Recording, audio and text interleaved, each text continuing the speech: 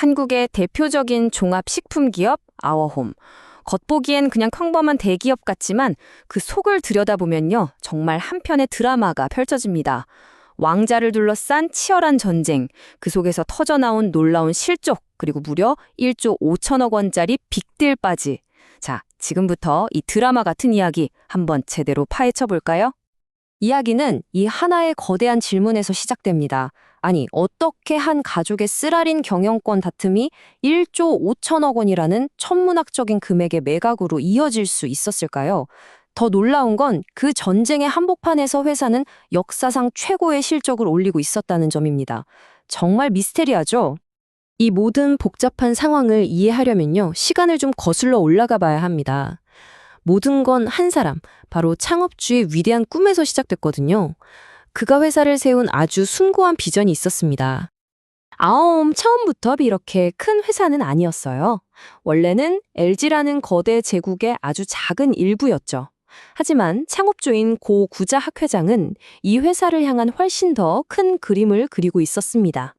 구자학 회장님한테는 이게 그냥 돈벌이가 아니었던 거예요. 바로 이 사업보국이라는 철학.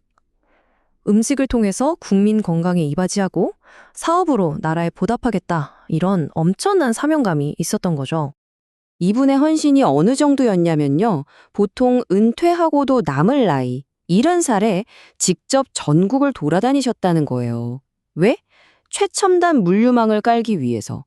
회사의 미래를 위한 기반을 자기 손으로 직접 닦은 겁니다.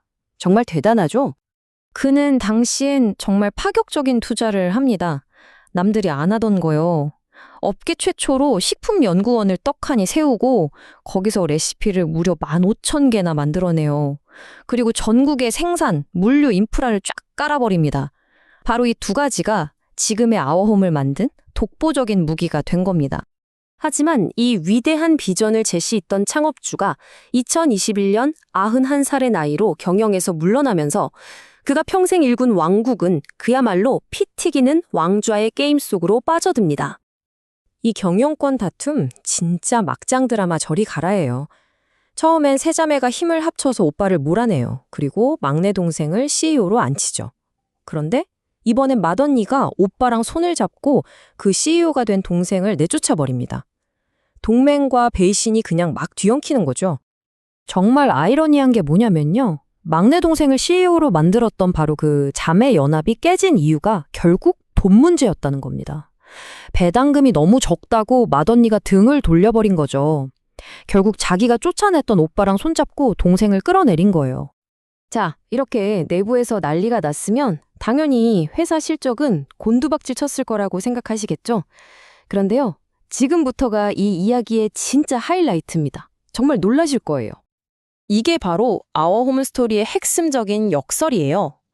경영진은 서로 물고 뜯고 싸우는 동안 회사는 멈추기는커녕 오히려 더 잘 나가고 있었다는 거.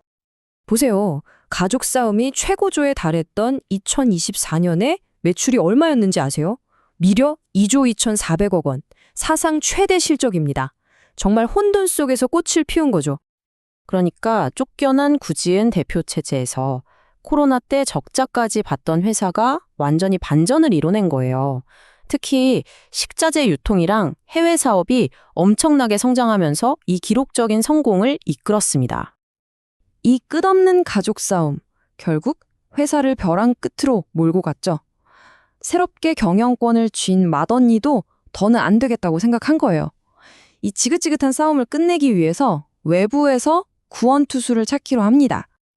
그 해결책은 가족안이 아니라 바로 한국의 또 다른 대기업 하나그룹에서 나왔습니다.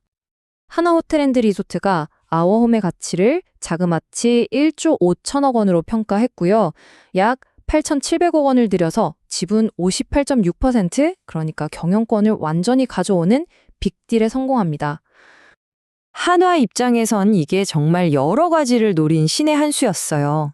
일단 5년 만에 다시 단체 급식 시장에 돌아오는 거고요. 기존에 하던 호텔이나 F&B 사업하고 시너지도 엄청이 나겠죠. 게다가 푸드테크 같은 미래 먹거리까지 확보하는 그야말로 일석삼조의 효과를 노린 겁니다. 여기서 또 흥미로운 점은요.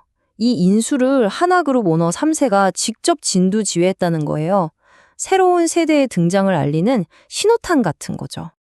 자, 그럼 이제 길고 길었던 가족 싸움이 끝나고 안정적인 주인을 만난 아워홈. 앞으로는 어떻게 될까요? 한화는 인수하자마자 바로 비전 2030이라는 아주 야심찬 청사진을 내놨습니다. 앞으로 이렇게 가겠다. 딱 방향을 정한 거죠. 목표가 얼마냐고요? 2030년까지 매출을 지금의 2배가 넘는 5조 원으로 만들겠다는 겁니다.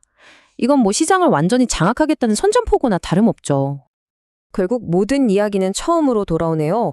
창업주가 평생 꿈꿨던 음식을 통한 사업보국. 과연 새로운 주인인 하나는 이 수십 년간의 분쟁을 완전히 끝내고 그 위대한 꿈을 실현시킬 수 있을까요?